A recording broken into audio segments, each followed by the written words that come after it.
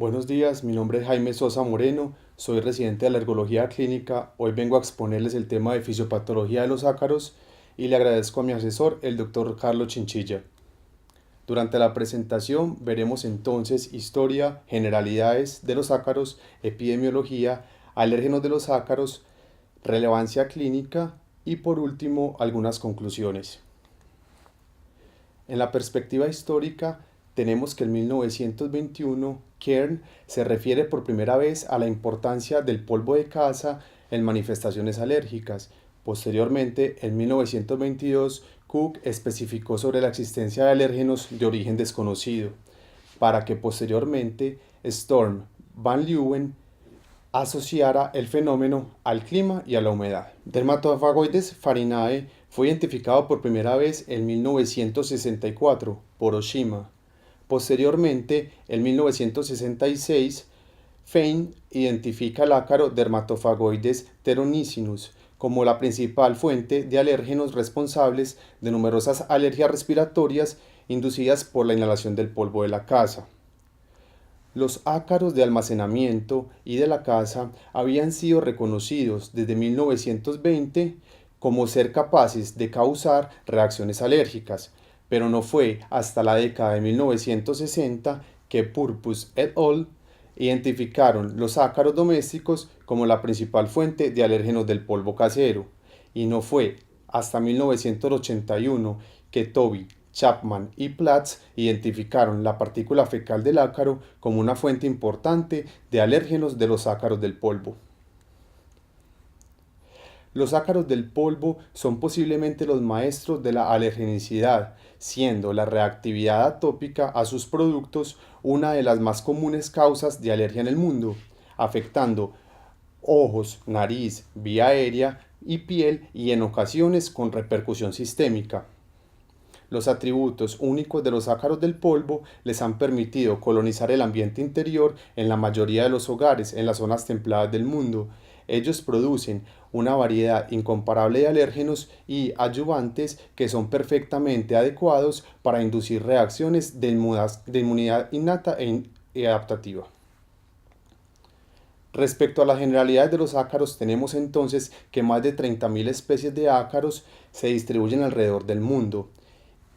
Se cuenta con más de 1.700 géneros, los cuales, dependiendo de la especie, se alimentan de plantas, hongos, algas, materia orgánica, desechos animales u otros artrópodos. Sin embargo, se considera que el número de especies no descritas podría ser mayor a 100.000, y la mayoría de los ácaros domésticos pertenecen al orden Astigmata. Debemos tener en cuenta que los ácaros del polvo producen diversos alérgenos, que no solo son inmunogénicos, sino que a menudo tienen actividad proteolítica y están empaquetados con ADN bacteriano, endotoxina, quitina y otros materiales que inducen respuestas inmunes. Respecto a la epidemiología, debemos tener en cuenta que la distribución geográfica es ampliamente variable. En estudios recientes se estimó que entre 65 y 130 millones de personas en todo el mundo están sensibilizadas, es decir, que poseen IgE detectable específica de alérgenos en su suero, lo cual representa aproximadamente del 15 al 20% de la población en países industrializados. Por otro lado, en Europa Central, el 50% de los pacientes alérgicos están sensibilizados a los ácaros de polvo. Aunque los ácaros del polvo de la caza comparten el filum artrópodo con insectos y crustáceos, están en la clase de los arácnidos, los cuales comprenden las arañas, escorpiones y ácari. El último orden, que contiene varios subórdenes incluyendo ácaros, parásitos, garrapatas, niguas, ácaros del suelo y lavastigmata. Sin embargo, son los miembros del suborden Astigmata los responsables de inducir reacciones atópicas clásicas. Los principales ácaros alergénicos del polvo doméstico se incluyen en la familia Pyroglyphidae, donde se encuentran Dermatofagoides theronicinus, Dermatofagoides farinae y el Euroglyphus mainei. Y aunque técnicamente categorizada como un ácaro de almacenamiento, la Blomia tropicalis perteneciente a la familia Equimiopoidae, es una fuente de alérgenos en casas. Tenemos entonces que dos especies de ácaros de polvo doméstico, el Dermatophagoides farinae y el Dermatophagoides sternonicinus, producen al menos 23 grupos de alérgenos, algunos con relevancia clínica y otros no. Y como vimos anteriormente, la Blomia tropicalis, que antes era considerada un ácaro de almacenamiento, ha comenzado a ganar relevancia clínica. Respecto a la anatomía general de los ácaros, hay dos conceptos erróneos comunes acerca de los ácaros de polvo, ambos resultantes de su ser visto generalmente por microscopía electrónica. Primero, no son ni tan pequeños ni tan opacos como comúnmente se ha creído. Segundo, los cuerpos no segmentados de los ácaros adultos miden aproximadamente 250 a 350 micras de longitud, es decir, aproximadamente un cuarto a un tercio de milímetro. Y aunque estos son muy pequeños para un organismo multicelular, en realidad son bastante grandes para un microorganismo que está en el umbral de visibilidad. Sobre el tamaño de un pequeño punto realizado con un lápiz muy afilado serían visibles a simple vista, si no fuera por su translucidez y el hecho de que su respuesta fotofóbica a la luz les impide estar en superficies expuestas durante el día, en contraste con su apariencia gris sólida. En las micrografías electrónicas vistas en la imagen A, los ácaros de polvo, bajo microscopía óptica son pálidos, de color ámbar y son translúcidos. Lo podemos observar en la figura B. Por otro lado, los ácaros no tienen ojos y, aunque su órgano receptor de luz no se ha definido correctamente, son fotofóbicos y se mueven hasta encontrarse en una zona oscura. Es esta aversión a la luz lo que determina su distribución dentro del ambiente interior. Los ácaros del polvo deambulan en 4 pares de patas y con pies en formas de ventosas que permiten adherirse a superficies y fibras. Los ácaros de polvo se reproducen sexualmente, con una copulación que dura hasta 48 horas. Por otro lado, la vida útil normal del ácaro de polvo doméstico es de aproximadamente 65 a 100 días, con cada etapa de la vida avanzando más rápidamente que la anterior. A temperatura ambiente, las hembras ponen aproximadamente 50 a 80 huevos, como evidenciamos en la figura A y B, con una etapa de larva de 6 patas emergiendo del huevo después de unos 8 días de puesto el huevo. Las larvas posteriormente se convierten en ninfas de primera etapa, que a su vez se convierten en ninfas de segunda etapa antes de llegar finalmente a la edad adulta, como las vemos en las figuras inferiores. La vida útil total se divide aproximadamente en partes iguales entre el desarrollo y la edad adulta, con cada una de las etapas de desarrollo de nuevo siendo aproximadamente de igual duración. Así como una langosta debe moldear su duro esqueleto externo para crecer, también lo hace cada etapa del ácaro inmaduro, que necesita arrojar su exoesqueleto antes de pasar a la siguiente etapa de crecimiento. Respecto al ciclo de vida de los ácaros, es de vital importancia comprender que este depende directamente de la temperatura, ya que su desarrollo a una baja temperatura es menor en comparación con su desarrollo en condiciones más cálidas, como por ejemplo en colchones o sofás. Tenemos entonces que inicialmente el huevo pasa a un estado de larva, posteriormente la larva a un estado de protoninfa, posteriormente la protoninfa a un estado de tritoninfa para luego convertirse en el ácaro adulto.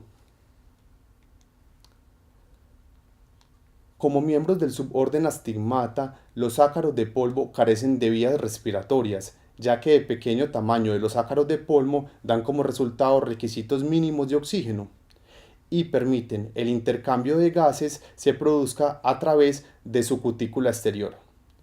Los ácaros son fundamentalmente dependientes del vapor de agua del ambiente para satisfacer sus necesidades de agua. Una glándula especializada, la supracoxal, está presente bilateralmente entre el lado de la boca y la base de la primera pierna. Esas glándulas se concentran en cloruro de sodio y potasio, que a su vez osmóticamente pueden absorber el vapor de agua del medio ambiente. Por otro lado, los requisitos de humedad de los ácaros del polvo han sido ampliamente estudiados por Aglián y tienen en cuenta su distribución global y local, así como sus fluctuaciones estacionales. Los ácaros de polvo proliferan máximamente a una humedad relativa del 75%. Niveles de humedad más altos del 75% permiten que los ácaros mantengan su equilibrio hídrico, pero favorecen el crecimiento de moho en competencia, y niveles de humedad por debajo del 75%, pero por encima del nivel crítico del 50%, resulta en una disminución progresiva de la alimentación y la reproducción y la producción de alérgenos.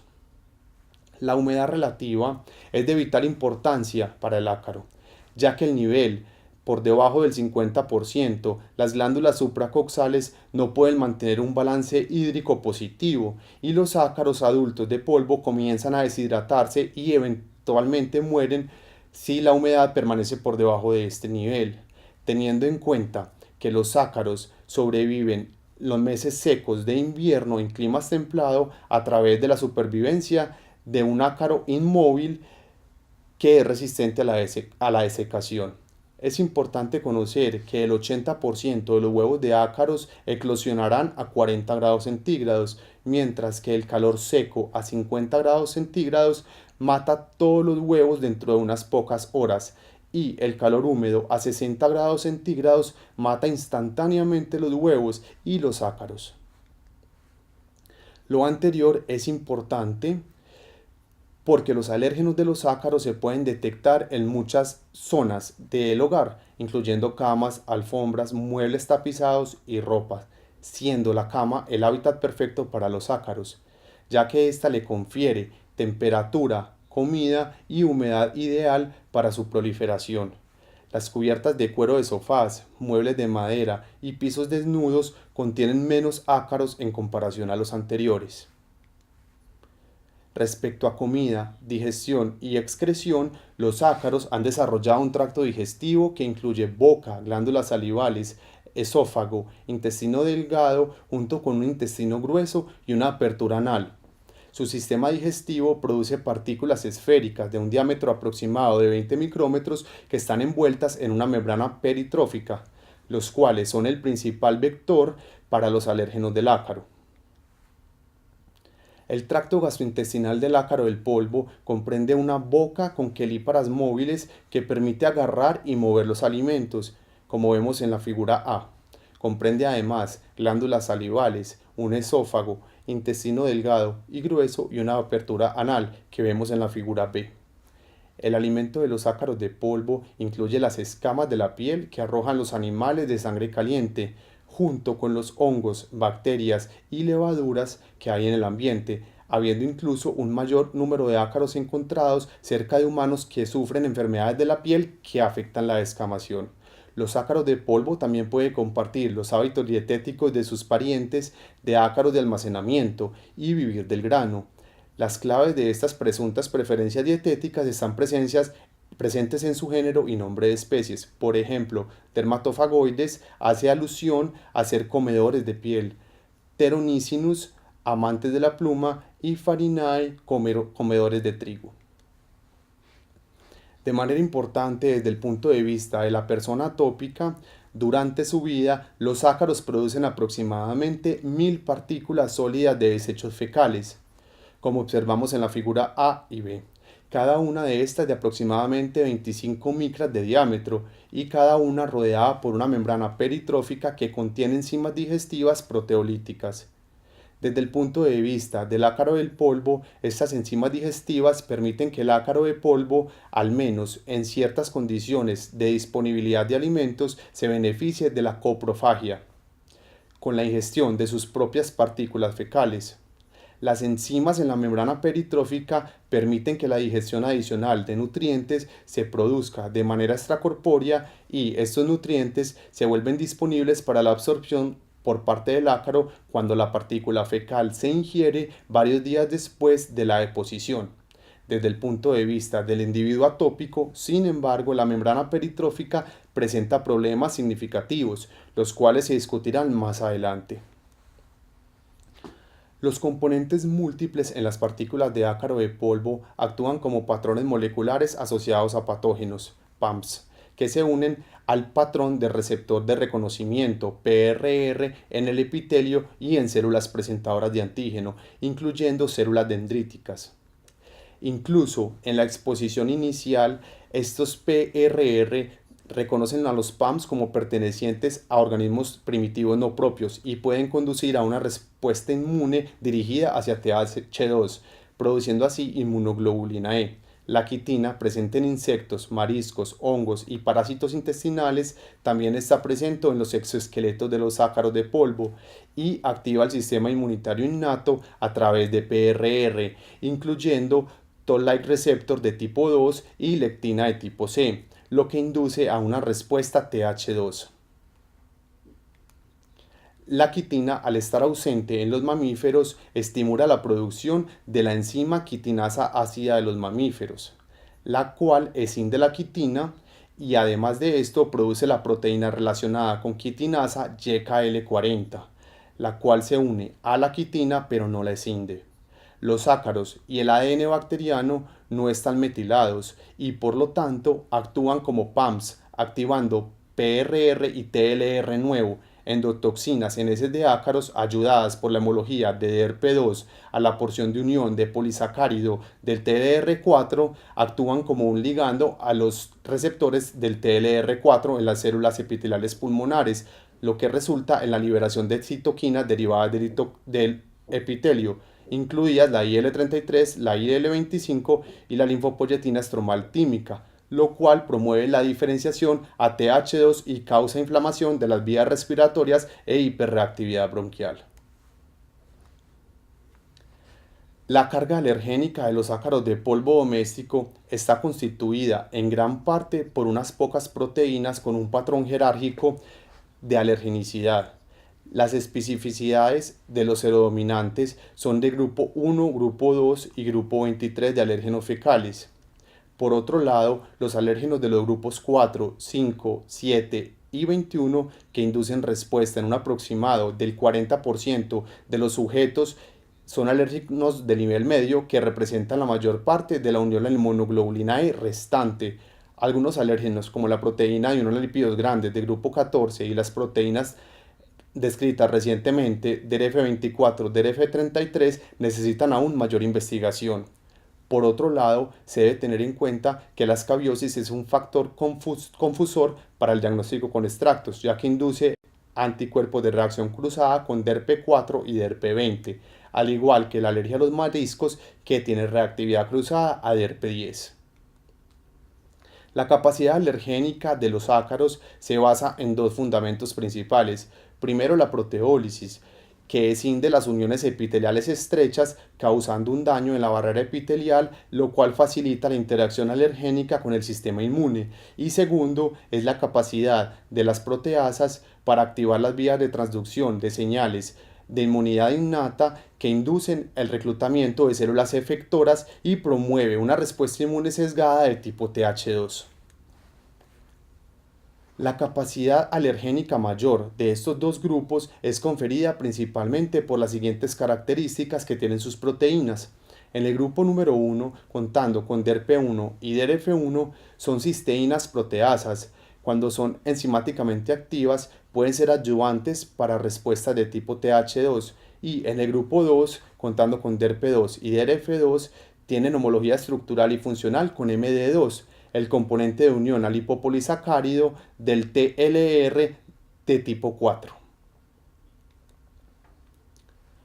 Para empezar a hablar de los alérgenos de tipo 1, debemos primero tener claridad en algunos conceptos fisiopatológicos que serán explicados a continuación. Los receptores activados por proteasa son una subfamilia de receptores acoplados a proteína G que están relacionados por escisión de parte de sus dominios extracelulares. Son altamente expresados en plaquetas y también en células endoteliales, miocitos y neuronas. En ellos tenemos par 1, par 2, par 3 y par 4. El PAR1 es un receptor acoplado a 7 proteínas G transmembrana que se activa de manera irreversible proteolíticamente por la trombina. La trombina se une y rompe el extremo N-terminal del PAR1, generando entonces un nuevo dominio N-terminal que se une intramolecularmente para desencadenar la señalización transmembrana. Estudios recientes sugieren que el dominio N-terminal escindido de PAR1 se libera y exhibe actividad biológica en ciertos entornos y se ha denominado parstatina. PAR1 activado se acopla a múltiples subtipos heterodiméricos de proteína G, incluyendo G12, G13, G-Q y G-I, y activa una gran variedad de efectores de señalización importantes para inducir cambios en la forma celular, expresión de moléculas de adhesión, secreción de factores vasoactivos, crecimiento celular y motilidad. Los mecanismos que especifican el acoplamiento PAR1 a estas proteínas G aún no se conocen. Respecto a las cisteína proteasas, debemos conocer que estas enzimas proteolíticas son cruciales para una variedad de procesos biológicos en organismos que van desde los más bajos como virus, bacterias y parásitos a los organismos superiores como los mamíferos. Las proteasas escinden proteínas en fragmentos más pequeños al catalizar la hidrólisis de enlaces peptídicos. Ellas se clasifican según su sitio catalítico y se distribuyen en 4 clases principales, las cuales son cisteína proteasa, serina proteasa, aspartato proteasa y metaloproteasas. Las cisteína proteasas se sintetizan como zimógenos y contienen un prodominio regulador y un dominio maduro, el cual es el sitio catalítico. El prodominio actúa como un inhibidor endógeno de la enzima madura. Para la activación de la enzima madura, la eliminación del prodominio es necesaria y se logra de diferentes maneras. La interacción del dominio promaduro puede categorizarse como interacción proteína-proteína y puede ser dirigida a una variedad de enfermedades. Los alérgenos del grupo 1 comprenden proteasas de cisteína que incluyen el alérgeno principal, bien estudiado DERP1. La sensibilización a DERP1 o DERP2 se encuentra al menos en el 80% de los pacientes alérgicos a ácaros y el 50 al 60% de su IgE específica contra ácaros se dirige contra estos dos alérgenos principales. Entre estos alérgenos, las proteasas son sorprendentemente abundantes. Además de los alérgenos del grupo 1, también existen otros alérgenos con potencial proteolítico potente, como por ejemplo las serinas proteasas de los alérgenos del grupo 3, 6 y 9. Y se cree que los altos números de alérgenos proteicos presentes en los ácaros del polvo contribuye al alto potencial alergénico de esta fuente. Los alérgenos del grupo 1 en ácaros pertenecen a la familia de la cisteína proteasa y están presentes en grandes cantidades en los glóbulos fecales, lo que refuerza el papel biológico en el tracto digestivo del ácaro. El primer alérgeno descrito, el más intensamente estudiado hasta ahora, es el DERP1, una glicoproteína de al menos 25 kilodaltons, que causa principalmente 5 mecanismos de alergenicidad que serán descritos y explicados a continuación. La primera de ellas es la disrupción de la barrera epitelial. Las uniones estrechas entre las células epiteliales mucosas vecinas, que consiste en proteínas ocludina y claudina, regula el transporte paracelular de moléculas a través de la mucosa de las vías respiratorias. Normalmente prohíben la entrada incontrolada de partículas como el polen o los gránulos fecales de los ácaros. Se ha demostrado que por su actividad de proteasa, DERP1 aumenta la permeabilidad de la mucosa de las vías respiratorias al atacar las proteínas de uniones estrechas, y esta interrupción de la barrera epitelial conduce a un aumento de la afluencia de alérgenos, a lo que se denomina suministro facilitado de alérgenos, y se ha demostrado que la exposición del epitelio nasal a DERP1 conduce no solo a la escisión de proteínas de uniones estrechas ya presentes, sino también a una menor expresión de estas proteínas. Por otro lado, in vitro se ha demostrado que DERP1 es capaz de inducir la producción de quimioquinas CCL2, CCL5 y CXCL10 en células epiteliales bronquiales, así como el posterior aumento de la migración de células presentadoras de antígeno en estas capas epiteliales. Tras la captación de alérgenos, estas células generalmente migran a los ganglios linfáticos y desatan la respuesta inmune subyacente. Además, se ha demostrado que DERP1 induce la producción de citoquinas proinflamatorias como el factor de crecimiento de granulocitos y monocitos, interleuquina 6 e interleuquina 8 por las células epiteliales de las vías respiratorias, además de la activación del receptor activado por proteasa de tipo 2, y estas citoquinas luego conducen a una extravasación de células inflamatorias innatas como los neutrófilos y eosinófilos. Por otro lado, todos estos efectos de DERP1 sobre el epitelio pueden promover procesos tempranos en la sensibilización alérgica. Otro de los aspectos importantes es una respuesta inmunitaria con sesgo Th2. Existen diferentes mecanismos por los cuales la actividad de la proteasa de DERP1 puede contribuir a la enfermedad relacionada con Th2.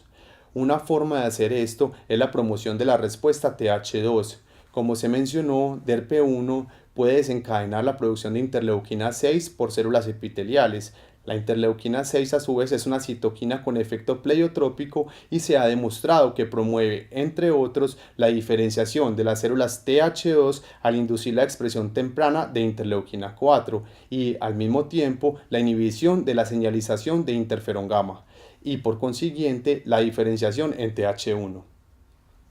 Además de esto, la actividad de la proteasa de escindir a las moléculas presentes en las células T o las presentadoras de antígeno, por ejemplo la CD25 o la subunidad alfa del receptor de interleuquina 2, y en contraste con las células Th2 que expresan receptores para los factores de crecimiento interleuquina 2 e interleuquina 4, las células Th1 solo expresan interleuquina 2 para la expansión y la producción de citoquinas, que al ser escindida por estas proteasas sesgan la respuesta hacia un perfil de tipo Th2. Por otro lado, la proliferación de células Th2 está regulada por interferón gamma, que es producido por las células Th1. Por lo tanto, la destrucción del receptor de interleuquina 2 por DERP1 inhibe la proliferación de células Th1 y la consiguiente falta de interferón gamma redunda en la ventaja de las células cooperadoras de tipo Th2. Recientemente, utilizando papaína como sustituto de DERP1, se ha demostrado que las citoquinas derivadas de epitelios como la interleuquina 33, la linfopoyetina estromaltímica o la interleuquina 25 activan la célula linfoide innata de tipo 2, que están particularmente presentes en la mucosa pulmonar y representan la fuente más temprana de citoquinas de tipo T2 antes del desarrollo de células Th2 adaptativas. Por otro lado, ocurre también una reducción de la diferenciación de células Th1. La presentación del antígeno procesado por las células presentadoras de antígeno a las células T es un paso crucial en la respuesta inmune adaptativa. Dependiendo de las moléculas coestimuladoras presentes en la superficie de las células presentadoras de antígeno y en el medio de las citoquinas locales, la diferenciación de las células T vírgenes se dirige hacia células efectoras Th1 o Th2. Una molécula coestimuladora importante en las células presentadoras de antígeno es el CD40. La unión de CD40 a su ligando CD40L en células T vírgenes conduce no solo a un aumento de la producción de citoquinas Th1 y Th2, sino también a la producción de interleuquina 12 por parte de las células presentadoras de antígenos, lo cual induce la diferenciación de células a Th1. In vitro se ha demostrado que en presencia de DERP1 el CD40 es escindido y la falta resultante de interleuquina 12 da como resultado una menor producción de interferón gamma y un aumento de la producción de interleuquina 4. El medio de citoquina resultante favorece nuevamente la polarización de células T vírgenes en células Th2. Además, la ligadura de CD40 en células presentadoras de antígeno presenta otro factor de la promoción del Th1, a saber, la producción de tioles extracelulares. Se ha demostrado que la presencia de DERP1 disminuye la producción de tioles in vitro y, por lo tanto, apoya una respuesta inmunitaria con sesgo Th2. Con respecto a otra molécula coestimuladora involucrada en la polarización Th2, se propone con la escisión de células dendríticas específicas que no contienen ICAM. Se ha sugerido la integración de DC-SYNC y el receptor TC-SYNC en células presentadoras de antígeno por los alérgenos de grupo 1. La investigación de los objetivos predichos in vitro reveló que la escisión por DERP1 reducía la interacción de las células presentadoras de antígeno con las células T vírgenes a través de la molécula de adhesión intercelular ICAM3. Dado que se piensa que la ICAM3 está involucrada en la activación preferencial de las señales de TH1, se sugirió que la escisión de DSSIN por DP1 nuevamente facilita la diferenciación de TH2. En conjunto, la promoción de células de TH2 que conduce a la respuesta desequilibrada de las células T a los alérgenos se considera un factor importante que subyace al alto potencial alergénico de los alérgenos de ácaro de grupo 1. Respecto a la reducción del aclaramiento pulmonar, debemos tener en cuenta que el surfactante pulmonar es un complejo de lipoproteínas secretado por las células epiteliales de las vías respiratorias y que éste desempeña un papel en la defensa del huésped. El surfactante pulmonar de tipo A y tipo D son dos proteínas surfactantes con funciones cruciales en las respuestas inmunes innatas al opsonizar patógenos y facilitar su captación por fagocitosis en las células inmunes innatas. Se ha demostrado que el surfactante pulmonar es capaz de unirse a los alérgenos y por lo tanto puede reducir la sensibilización alérgica mediante la eliminación del alérgeno o la interferencia con la unión a inmunoglobulina E y por lo tanto prohibir las reacciones alérgicas. Los estudios en modelos de alergia en ratones han mostrado efectos terapéuticos mediante la administración de proteínas de surfactante pulmonar.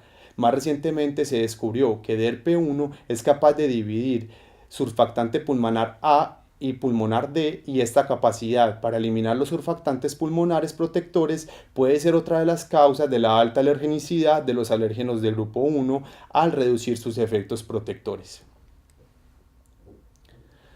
Por último, como mecanismo tenemos la producción excesiva de inmunoglobulina E. El nivel de producción de inmunoglobulina E por las células B está regulado por un mecanismo de retroalimentación negativa que involucra la unión de la inmunoglobulina E a CD23 o receptor de baja afinidad para inmunoglobulina E, el cual está presente en la superficie de estas células. Tras la unión de los complejos inmunoglobulina E alérgeno a CD23, las células B regulan a la baja la producción de inmunoglobulina E. Sin embargo, se ha demostrado in vitro que DERP1 es capaz de interrumpir este mecanismo de retroalimentación de inmunoglobulina E por escisión selectiva de CD23. En consecuencia, las células B afectadas producen cantidades excesivas de inmunoglobulina E y se pierde la homeostasis de la inmunoglobulina E.